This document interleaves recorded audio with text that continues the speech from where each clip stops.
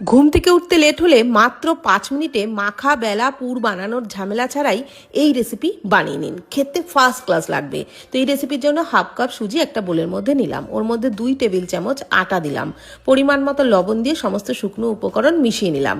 তারপর 1 কাপ জল দিয়ে সমস্ত কিছু খুব ভালো করে মিশিয়ে নিলাম। এইবার ওই ব্যাটারটাকে একটা মিক্সির জারেতে নিয়ে সমস্ত কিছু ব্লেন্ড করে নিলাম।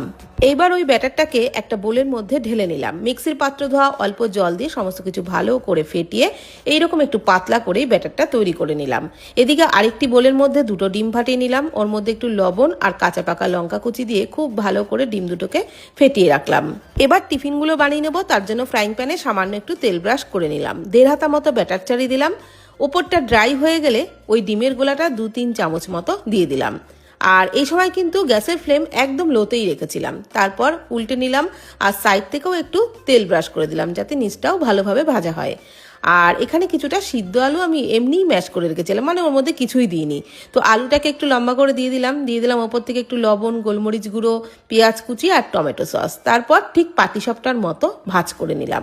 তো একদম চটপট হয়েও গেল, খেতেও কিন্তু দারুণ লাগলো। তো মাখা বেলা পুর বানানোর ঝামেলা ছাড়াই দারুণ রেসিপি, ট্রাই করে দেখুন, খেতে দারুণ লাগবে।